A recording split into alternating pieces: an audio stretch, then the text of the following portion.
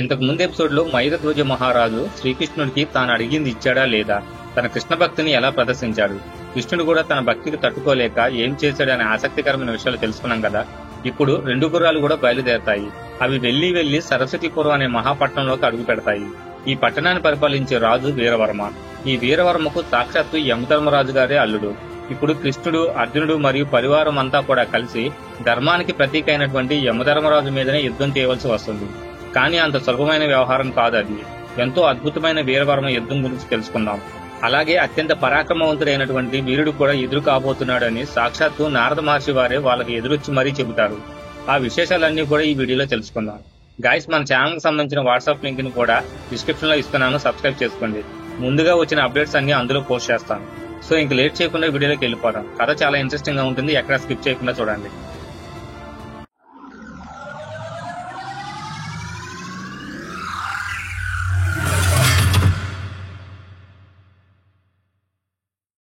ఈసారి 2 గుర్రాలు బయలుదేరాయి. ఇంతకు ముందు ఒక గుర్రం దక్షిణ వైపు వచ్చింది, మరొక గుర్రం ఉత్తరం వైపు వెళ్ళింది. ఇప్పుడు ఆ రెండింటినీ కలిపి వదిలేసరికి 2 కలిసి ఉత్తరం వైపు బయలుదేరాయి. నర్మదా నదిని దాటి ముందుకు వెళ్తున్నాయి. అలా వెళుతూ సరస్వతీపురం అనే పట్టణానికి చేరాయి. ఈ సరస్వతీపురాన్ని వీరవర్మ అనే రాజు పరిపాలిస్తున్నాడు. ఆయన ధర్మాత్ముడని, ధర్మాన్ని 4 పాదాలు నడిపిస్తున్నాడని, ద్వాపరంలోనే కృతయుగ ధర్మాన్ని సంపూర్ణంగా 100% పునఃప్రతిష్ఠ చేస్తున్నాడని ఆ చుట్టుపక్కల బాగా ప్రచారంలో ఉంది. ఆ వీరవర్మ మహాపరాక్రమవంతుడని కూడా ప్రసిద్ధి. ఆయనకేమో 5 కుమారులు ఉన్నారు. వారు కూడా పరాక్రమవంతులుగా ప్రసిద్ధి పొంది ఉన్నారు. వాళ్ళ అండదండల చేత ఈ వీరవర్మ మహారాజు గారు ఆ రాజ్యాన్ని సుప్రతిష్టంగా అంటిపెట్టుకుని ఉన్నాడు. అది చాలా విస్తారమైన రాజ్యం. ఆ రాజ్యంలోకి ఈ అశ్వాలు ప్రవేశించాయి. ఆ వార్త తెలిసేటప్పటికీ వీరవర్మ గారు తన కుమారులను పిలిచి, ఇటీవల మన రాజ్యంలో 2 అశ్వమేధాశ్వాలు తిరుగుతున్నాయని, అందులో ఒక అశ్వం ధర్మరాజు గారిదని, ఇంకొకటి మైరధ్వజ మహారాజు గారిదని వింటున్నాము. మనకు ఎవరితోనూ స్పర్ధ గాని, రాజ్యాన్ని విస్తరించుకోవాలనే కోరిక గాని లేవు.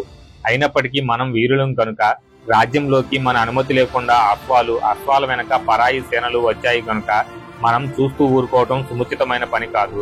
కనుక మీరు పోయి గుర్రాలను పట్టుకోండి అని ఆజ్ఞాపించాడు. తండ్రి గారి అనుమతి వచ్చేసరికి 2 గుర్రాలను పట్టి లోపల పెట్టేశారు. అక్కడ దూరం నుంచి చూస్తున్నారు శ్రీకృష్ణార్జునులు.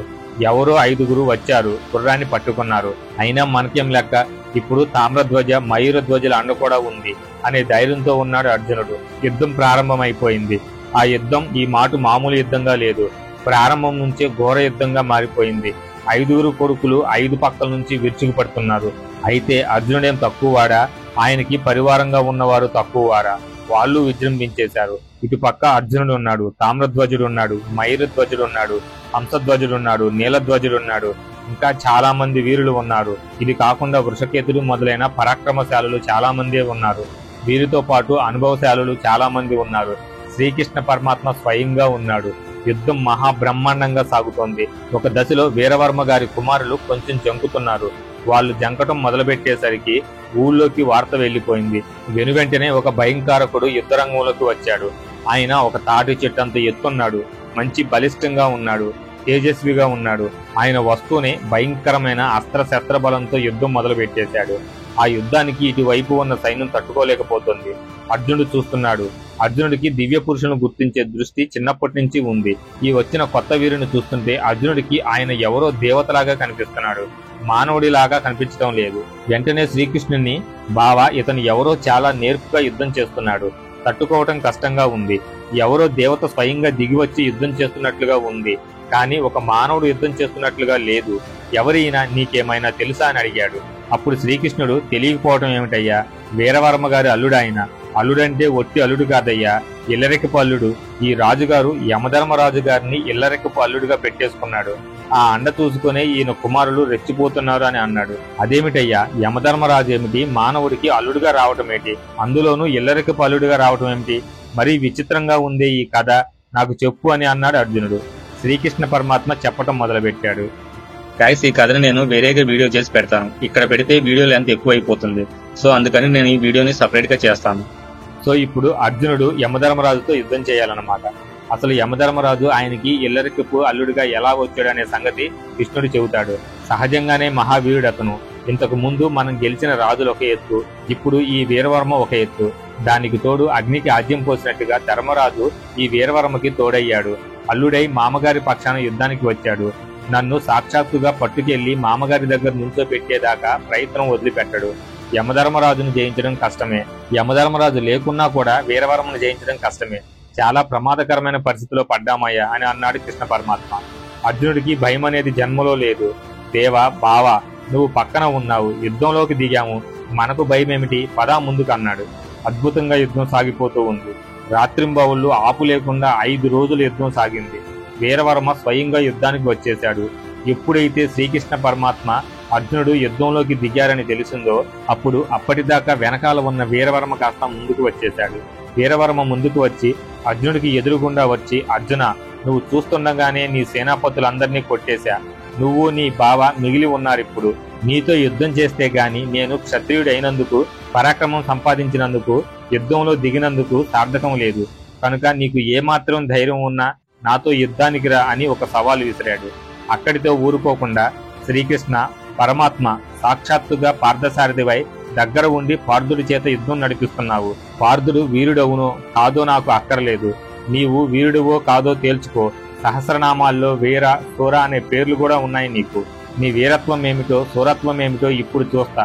నా బాణాలకు ఎదురుగుండా నిలువు, నీ పరాక్రమం చూపించు, నీ చక్రం బయటికి తీయి అని శ్రీకృష్ణ పరమాత్మ మీద కూడా సవాలు విసిరాడు. ఈ విధంగా సవాలు విసిరి అటు అర్జునుడి మీదకి ఇటు కృష్ణుడి మీదకి బాణాలు వేశాడు. అయితే అర్జునుడు కూడా అన్ని వైపుల నుంచి బాణాలు కుమ్మరించి వీరవర్మను నానా ఇక్కట్లు పెట్టాడు. అయినా సరే యుద్ధం కొనసాగుతున్న కొద్దీ వీరవర్మదే పైచేయిగా ఉంది. కొంతసేపు అయిన తరువాత వీరవర్మ మరొక సవాలు విసిరాడు. అర్జున, నీ 2 గుర్రాలు పట్టుకున్నా, అట్లాగే మీ ఇద్దరిని పట్టేసుకుంటా. నిన్ను మీ బావను బందీలు చేసి నా చేతులతో స్వయంగా సంకెళ్లు వేసి కట్టి లాక్కుపోతా. ముందే చెప్పి చేస్తున్నా, నీకేదైనా శక్తి ఉంటే కాచుకో అని యుద్ధ తీవ్రతను పెంచేశాడు. వీరవర్మ తేజపూరితమైన బాణాలు చూసి అర్జునుడే కంగారు పడిపోయే పరిస్థితి వచ్చింది. రథంలో ముందు ఉన్న కృష్ణుణ్ణి, రథంలో ఉన్న అర్జున్ని, రథం మీద ఉన్న హనుమంతుణ్ణి కూడా ఆ వీరవర్మ బాణాలతో కొట్టడం మొదలుపెట్టాడు. ఎందుకంటే యుద్ధ తీవ్రతను బట్టి ఆ హనుమంతుడు కూడా జెండాలో నుంచి యుద్ధంలోకి దిగాడు. అందుకోసం హనుమంతుడి మీద కూడా బాణాలు వేస్తున్నాడు వీరవర్మ. చూశాడు శ్రీకృష్ణ పరమాత్మ. 4 రోజులు యుద్ధం అయిపోయింది. రాత్రింబవలు జరుగుతోంది. వీరవర్మ ఏమాత్రం అలసిపోవటం లేదు. అర్జునుడు మాత్రం అలసిపోయినట్టు కనిపిస్తున్నాడు. అప్పుడు అర్జున, ఎన్ని సంవత్సరాలు యుద్ధం చేసినా సరే ఈ వీరవర్మను గెలవటం కష్టం. నువ్వు నేను కలిసి యుద్ధం చేసినా సరే గెలవటం కష్టం. పూర్వం నీ మీదకు వచ్చిన వాళ్ళని పడగొట్టేందుకు నేను అనేక ఉపాయాలు చేశా. ఒకసారి ఈ అవతారంలోనే కాకుండా పూర్వపు అవతారాల్లో నేను సంపాదించిన పుణ్యం అంతా దారపోసా. ఒకసారి మొహం చాటేసి నీ తల తెగిపోయిన తరువాత మళ్లీ నాగమని తెచ్చి నిన్ను బతికించుకున్నాను. ఆ తరువాత ఆ మైరధ్వజుడు అతని కుమారుడు హడావిడి చేస్తే నేను మారువేషంలో వెళ్లి నానా రకాల పరీక్షలు పెట్టి మొత్తానికి వాళ్ళని భక్తితో ముంచేసి నిన్ను గట్టెక్కిచ్చా. ఈ రకరకాలైన ఉపాయాలు ఇక్కడ ఏమీ పనిచేయవు. ఇతని పుణ్యం చాలా ప్రబలంగా ఉంది. మన ఇద్దరం ఏమీ చేయలేము. యమధర్మరాజు సాన్నిధ్యం వల్ల ఇతని ధర్మబలం బాగా పెరిగిపోయింది. మనం ఇతన్ని తట్టుకోలేమయ్యా. కనుక మనం ఇప్పుడు చేయవలసింది ఏమిటంటే హనుమంతుడిని ప్రార్థిద్దాం. హనుమంతుడు తన తోకతో 3 సార్లు ఈ వీరవర్మను, అతని రథాన్ని చుట్టేసి గిరగిరా తిప్పేసి ఆకాశంలోకి విసిరిపారేయాలి. అంతకంటే మార్గం లేదు. మనమేం చేయలేమన్నాడు శ్రీకృష్ణ పరమాత్మ. అలా అనేటప్పటికీ పైన ఉన్న హనుమంతుడు విని ఇలా అన్నాడు, దేవా, నువ్వు ఆజ్ఞాపిస్తావేమో, నేను కదలాల్సి వస్తుందేమో, నన్ను తోకతో ఆ రథాన్ని చుట్టి విసిరేయమంటావేమోనని ఎదురు చూస్తున్నాను. ఎదురుగుండా ఎవరున్నారు? రాక్షసులున్నారా? జంబుమాలి ఉన్నాడా? కుంభకర్ణుడు ఉన్నాడా? ఎవరున్నారు? పిచ్చుకులు, గిచ్చుకులు, మానవులు ఉన్నారు ఇక్కడ. పోనీ జానకీదేవిని హింసించిన రాక్షసగణం ఏదైనా ఉందా అంటే ఏమీ లేదు. ఏమీ లేకుండా కేవలం మానవుల మీద నేను విజృంభించి తోకతో చుట్టి విసిరిపారేయటం న్యాయం అంటావా అని అడిగాడు. అప్పుడు శ్రీకృష్ణ పరమాత్మ ఇలా అన్నాడు, ధర్మరక్షణ కోసం బయలుదేరామయ్యా. నువ్వు నేను కూడా ధర్మాన్ని రక్షిస్తాం. ధర్మరాజును రక్షిస్తామని ఒప్పుకుని బయలుదేరాం. కనుక వాళ్ళ కోసం అవసరమైతే తప్పుడు పనులైనా చేయాలి అన్నాడు. ఆశ్చర్యకరంగా చూస్తున్నాడు హనుమంతుడు. పాపం ఆయన శాస్త్ర ప్రకారం పోయే మనిషి. ఈయనేమో ధర్మం కోసం అకార్యమైనా చేయాల్సిందే అంటున్నాడు. శ్రీకృష్ణుడికి హనుమంతుడి యొక్క సందేహం అర్థమైంది. నేను ఆజ్ఞాపిస్తున్నాను, నువ్వు చేయి అన్నాడు శ్రీకృష్ణ పరమాత్మ. వెంటనే హనుమంతుడు సందేహించకుండా తన తోకను పెంచేసి ఆ వీరవర్మ రథాన్ని చుట్టేసి గిరగిరా తిప్పేసి ఆకాశంలోకి విసిరేశాడు. కానీ హనుమంతుడు తోకతో చుట్టి రథాన్ని విసిరివేసే లోపలే ఎప్పుడు చూశాడో ఆ వీరవర్మ కిందకు దూకేశాడు. ఆ దూకినవాడు అదే వేగంతో వచ్చేసి శ్రీకృష్ణ పరమాత్మ అర్జునుడు ఉన్న రథాన్ని 2 చేతులతో ఎత్తేసి ఆకాశంలోకి ఎగరవేశాడు. పైన హనుమంతుడు విసిరిన రథం ఆకాశంలోకి వెళ్తోంది. దానితో సమానంగా ఈ అర్జునుడి రథం కూడా పైకి వెళ్తోంది. హనుమంతుడు ఆ రథాన్ని తోకతో చుట్టేసి ఇంకా పైకి వెళ్ళిపోతున్నాడు. హనుమంతుడికి సమాంతరంగా ఆ వీరవర్మ కూడా ఆకాశంలోకి వెడుతున్నాడు. హనుమంతుడు ఆశ్చర్యంగా చూస్తున్నాడు. ఎగరటం అంటే కుప్పిగంతులు కావవి. యోగ విద్యతో ఎగిరితేనే అది సాధ్యమవుతుంది. తన దగ్గర మహాయోగ విద్య ఉంది కనుక తనకు రథాన్ని పుచ్చుకుని ఆకాశంలోకి ఎగరటం కుదురుతుంది. వీడి దగ్గర కూడా మహాయోగ విద్య ఉన్నదన్నమాట. శ్రీకృష్ణార్జుల రథాన్ని పట్టుకొని ఆ శ్రీకృష్ణార్జులతో పాటుగా పైకి తీసుకొచ్చేశాడు. తీసుకొచ్చి హనుమంతుడితో ఇలా అంటున్నాడు, హనుమ, నా రథం తీసుకెళ్లిపోతున్నావు, సంతోషమే. కానీ చూసుకో, నీ కృష్ణ పరమాత్మ అతని బావ అర్జునుడు కూడా ఉన్నారు దీంట్లో. వీళ్ళిద్దరిని తెచ్చేస్తున్నాను. నువ్వు వట్టి రథాన్ని తీసుకొస్తున్నావు. నీవు చేసిన పనేమిటో నేను చేసిన పనేమిటో నువ్వే ఆలోచించు. నీవు వట్టి రథాన్ని తీసుకొని ఉప్పు సముద్రంలో పారేస్తున్నావు. కానీ నేనేం చేస్తున్నానంటే పాల సముద్రంలో లక్ష్మీదేవి ఒంటరిగా విరహంతో బాధపడుతుంటే ఆవిడ దగ్గరికి స్వామివారిని తీసుకెళ్లి సమర్పిస్తాను. నేను చేసే పని మంచి పనా లేదా నువ్వు చేసే పని మంచి పనా నీ మనసుకే తెలుసు. నీవు ఇంతకు ముందు ఏం చేశావు? అమ్మవారిని అయ్యవారిని కలిపావు. నేను ఇప్పుడేం చేస్తున్నాను? అమ్మవారు అక్కడ ఒంటరిగా ఉండి బాధపడుతుంటే నేను అయ్యవారిని తీసుకెళ్లి వారిద్దరిని కలుపుతున్నాను. హనుమ, మామూలుగా జనులందరినీ సూర్యుడే తప్పింపజేస్తాడు. అక్కడ అమ్మవారిని చంద్రుడు కూడా తప్పింపజేస్తున్నాడు. ఈ భాష ఏమిటో నీకు తెలుసు కదా అని అన్నాడు. హనుమంతుడు చూశాడు, ఆశ్చర్యపోతున్నాడు. ఏం వీరుడు వీడు! ఒక పక్క యోగి, ఒక పక్క వీరుడు, ఒక పక్క భక్తుడు, యుద్ధం చేస్తూనే అన్నీ చూపిస్తున్నాడు. అయినా తాను కూడా యుద్ధం చేస్తున్నాడు కదా. తన యుద్ధ ధర్మాన్ని తను పాటించాలి కదా. అందుచేత ఎవరైతే తన సొంత పరాక్రమాన్ని తానే వర్ణించుకుంటారో వాణ్ణి ఇంకెవరూ వర్ణిస్తారయ్యా. సత్పురుషులు అసలే వర్ణించరు. అందుచేత నీ గురించి మాట్లాడటానికి ఏమీ లేదు.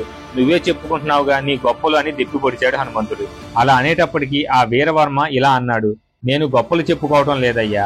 నేనేం చెయ్యబోతున్నానో చెప్పా నీకు. నువ్వు వీరుడివి అవునో కాదో తేల్చుకో. నిన్ను నీ చేతిలో ఉన్న రథాన్ని కూడా పట్టుకుని లాక్కొచ్చేస్తాను. కాచుకో అని అంటూనే ఒక్కసారిగా మీద పడిపోయి 2 పిడిగుద్దులు ఆంజనేయ స్వామి మొహం మీద గుద్దేశాడు. ఆంజనేయుడంటే సామాన్యుడా? అటువంటి ఆంజనేయుడు ఆ వీరవర్మ గారి దెబ్బలకు కళ్ళు గిరగిరా తిరిగిపోయి గుడ్లు తేలేసినంత పని చేశాడు. ఆంజనేయుడు గుడ్లు తేలేసేసరికి వీరవర్మ ఒక చేత్తో ఆంజనేయ స్వామిని రథాన్ని కూడా పట్టుకొని రెండో చేత్తో అర్జునుడు శ్రీకృష్ణుడు ఉన్న రథాన్ని పట్టుకొని 2 రథాలతో సహా నేల మీదకు దిగాడు. ఈ విధంగా వీరవర్మ ఒక్కడు ముగ్గురిని పట్టుకుని వచ్చేసరికి అందరూ ఆశ్చర్యపోతున్నారు. రథంలో ఉన్న శ్రీకృష్ణ పరమాత్మకు ఏం చేయాలో తోచట్లేదు. ఆయన రథంలోనే ఉండి వీరవర్మ గుండె మీద ఒక కన్ను తన్నాడు. ఎప్పుడైతే సాక్షాత్ శ్రీకృష్ణ పరమాత్మ పాదార విందం వచ్చి తన గుండెకి తగిలిందో వెంటనే ఒక పారవస్యంతో అతనికి మూర్ఛ వచ్చినంత పనై ఆ సంతోషంలో ఒళ్ళు మర్చిపోయినట్లయింది.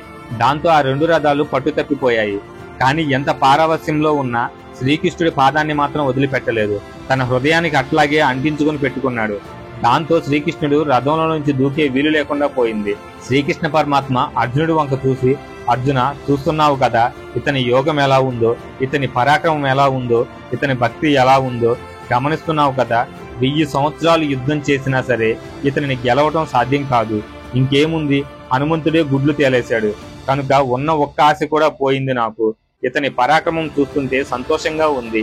ఇతని యోగ విద్య చూస్తుంటే సంతోషంగా ఉంది. ఇతని భక్తి చూస్తుంటే సంతోషంగా ఉంది. ఇతని ఆత్మసమర్పణ చూస్తుంటే ఎంతో సంతోషంగా ఉందయ్యా నాకు అని అన్నాడు. మంచి ఉత్సైశ్వరంతో ఆనందంగా అనేశాడు శ్రీకృష్ణ పరమాత్మ. ఎప్పుడైతే శ్రీకృష్ణ పరమాత్మ ఇంత బాహాటంగా శత్రువుని స్తోత్రం చేయడం ప్రారంభించాడో అర్జునుడు 2 చేతులు జోడించాడు. దేవ, భావ, నిన్ను సంతోషపెట్టిన వాడే సార్థక జన్ముడు. నీ సంతోషానికి మించిన ధర్మం లేనే లేదు. ప్రపంచంలో దాన్ని మించిన విజయం లేదు. దాన్ని మించిన పుణ్యం లేదు. నిన్ను సంతోషపెట్టాడంటే వాడికి విజయం తథ్యం. ఈ యుద్ధంలో వీరవర్మకే విజయం. దీనికి తిరుగులేదు. నేను ఇక విజయం మీద దృష్టి పెట్టుకోను. నా ధర్మం కనుక యుద్ధం చేస్తా. కానీ నిన్ను తృప్తిపరిచాడు కనుక ఈ వీరవర్మకే జయం దక్కుగాక అని అనేశాడు సంతోషంతో. ఈ మాటలు వింటున్నాడు వీరవర్మ. ఎప్పుడైతే శ్రీకృష్ణార్జునులు ఇద్దరూ ఇలాగ అన్నారో అప్పుడు వీరవర్మ ఆయుధాలు పక్కన పారేసి సాష్టాంగ ప్రమాణం చేశాడు కృష్ణ పరమాత్మకి. దేవ, నువ్వు సంతోషపడ్డానన్నావు చాలు. నీ సంతోషం కోసమే క్షాత్రధర్మంతో ఉపాసన చేస్తున్నా. నీ పాదాలు పట్టుకోగలిగాను. నీ మొప్పు పొందగలిగాను. నీ అనుగ్రహాన్ని పొందగలిగాను. నాకు విజయం కాదు కావాల్సింది, నువ్వు కావాలి. ఈ అర్జునుడు జగదేక వీరుడు. ఈ జగత్తులో ధర్మరాజ స్థాపనకి నిస్వార్థంగా కృషి చేస్తున్నాడు. తాను చక్రవర్తి కావాలని చేయటం లేదు. నువ్వు కూడా చక్రవర్తి కావాలని చేయటం లేదు.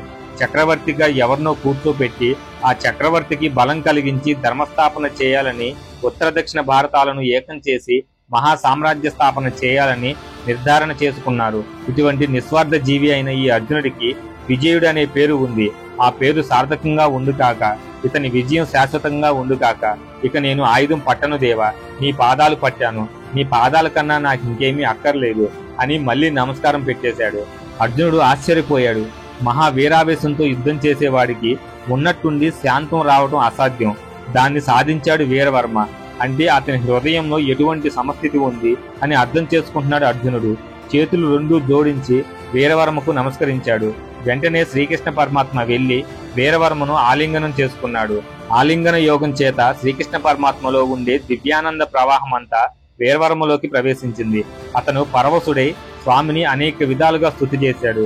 ఆ తరువాత కృష్ణుడి ఆజ్ఞ చేత అర్జునుడు కూడా వీరవర్మను ఆలింగనం చేసుకున్నాడు. ఈ ఆలింగనం అనేది ఒక విధంగా రాజీ. ఇదంతా అయ్యేటప్పటికి 5వ రోజు అయిపోయింది. 6వ రోజు వచ్చేసింది. 6వ రోజున యుద్ధం ఆపేసి, దేవా, నా రాజ్యం, నా సంపదలు, నా తపస్సులు అన్ని నీకు దారపోస్తున్నాను అని శ్రీకృష్ణ పరమాత్మకు దానం చేసేశాడు వీరవర్మ. అర్జునుడిని పిలిచి ఆయనకు కొన్ని వేల కోట్ల విలువ చేసే కానుకలు దానం చేశాడు. అర్జునుడు తీసుకుపోదామనుకున్నా కూడా సాధ్యం కానని కానుకలు దానం ఇచ్చాడు. ఇక నుంచి నేను శ్రీకృష్ణుడి అనునూయంగా ఉంటానయ్యా. శ్రీకృష్ణ పరమాత్మ ఎక్కడ నడిస్తే నేను అక్కడే నడుస్తాను. ప్రస్తుతం శ్రీకృష్ణ పరమాత్మ అశ్వాల వెంట నడుస్తున్నాడు కనుక నేను కూడా వాటి వెంటనే నడుస్తా. ఈ 2 అశ్వాలను మీతో పాటు నేను రక్షణ చేస్తా అని ఆయనే స్వయంగా ప్రతిపాదన చేశాడు. ఈ విధంగా వీరవర్మతోటి యుద్ధఘట్టాన్ని అర్జునుడు శ్రీకృష్ణ పరమాత్మ అనుగ్రహంతో దాటి ఒక అద్భుతమైన ఆనందాన్ని పొందిన వాడై ముందుకు అడుగులు వేశాడు. అలా వాళ్ళందరూ ముందుకు సాగుతూ మొత్తానికి ఒక మహానదాన్ని సమీపించారు. వీళ్ళు చూస్తూ ఉండగానే ఆ గుర్రాలు నదిలోకి దిగాయి. ఏ ముసలైనా పట్టుకుంటుందేమో అని వీరు భయపడ్డారు, కానీ ఏ ముసలి ఆ గుర్రాన్ని పట్టుకోలేదు. గుర్రాలు అవతల ఒడ్డుకి చేరుకున్నాయి. అప్పుడు అర్జునుడు పక్కనున్న వీరవర్మను పిలిచి, అయ్యా, ఇది నీ ప్రాంతం కదా, ఈ నదిని దాటే ఉపాయాలు నీకు బాగా తెలుస్తాయి. మన సైన్యం అంతా కూడా ఈ నదిని దాటే ఉపాయం చెప్పండి అని అడిగాడు. ఆయన సరైన ఏర్పాట్లు చేసి పెట్టాడు. వీళ్ళంతా సర్దుకుని పడవలు ఏర్పాటు చేసుకుని సైన్య సమేతంగా అవతల పక్కకు చేరేటప్పటికి ఆ గుర్రాలు ఏమైపోయాయో కనిపించలేదు. అంతా సమతల ప్రదేశంగానే ఉంది. పెద్దగా పర్వతాలు లాంటివి ఏమీ లేవు, అడవులు లేవు. గుర్రాలు మాత్రం కనిపించడం లేదు. దాంతో అందరికీ ఆశ్చర్యం వేసింది, భయం వేసింది. ఏమైంది? ఆకాశంలోకి ఎగిరిపోయాయా, లేక దేవతలెవరైనా గుర్రాలను ఎత్తుకుపోయారా అన్నట్టుగా అయోమయంగా ఆకాశంలోకి చూశారు. ఆకాశంలోకి చూసేటప్పటికి ఒక దివ్యమైన తేజస్సు కిందకి దిగి వస్తూ కనిపిస్తోంది. ఏమిటి అదని అందరూ ఆశ్చర్యపోతూ చూస్తున్నారు. మొదట్లో ఏమీ అర్థం కాలేదు. అది దగ్గరకు వస్తున్న కొద్దీ ఒక జ్యోతిర్మండలం లాగా కనిపిస్తుంది. ఇంకా దగ్గరికి వచ్చే కొద్దీ ఒక మానవాకారంగా కనిపించింది. బాగా దగ్గరికి వచ్చే కొద్దీ వస్తున్నది నారద మహర్షి అని అర్థమైంది. అందరూ కూడా భక్తితో చేతులు పైకెత్తి నమస్కారం చేస్తూ ఆకాశం వంక చూస్తున్నారు. నారాయణ నారాయణ అంటూ వీణానాదం చేసుకుంటూ నారద మహర్షి కిందకు దిగాడు. గుర్రాలు ఎటుపోయాయో అర్థం కాక కంగారు పడే సమయంలో హఠాత్తుగా పరమ పవిత్రమైన నారద మహర్షి దర్శనం కావటం, ఆ నారాయణ నామస్మరణ వినటం, మహతి వీణానాదం వినటం, ఇవన్నీ శుభశకునాలుగా అర్జునుడికి తోచాయి. సంతోషంగా నారద మహర్షికి నమస్కారం చేసి తన రథంలోనే ఆయనకు ఒక ఆసనం ఏర్పాటు చేసి సేవకుడు కూర్చున్నట్టుగా తాను కింద కూర్చొని ఆయన్ని సేవించడం ప్రారంభించాడు అర్జునుడు. నారద మహర్షి, మంచి సమయానికి వచ్చారు మీరు. ఇది ఏ దేశమో ఏమిటో మాకు తెలియదు. ఆ గుర్రాలు వెంబడి వస్తున్నాము. ఇక్కడికి వచ్చేటప్పటికి మా గుర్రాలు మాయమైపోయాయి. మాకు అర్థం కావటం లేదు. సంవత్సరం చివరికి వచ్చేస్తుంది. ఇటువంటి సమయంలో గుర్రాలు కనిపించకుండా పోయాయి. మా గుర్రాలు ఎటుపోయాయో మాకు చెప్పండి అని భక్తిగా ప్రార్థన చేశాడు అర్జునుడు. దానికి నారద మహర్షి మందహాసం చేసి, ఏమీ లేదయ్యా, మీ గుర్రాలు ఆకాశంలోకి పోలేదు, పాతాళంలోకి పోలేదు, ఎవరూ ఎత్తుకుపోలేదు.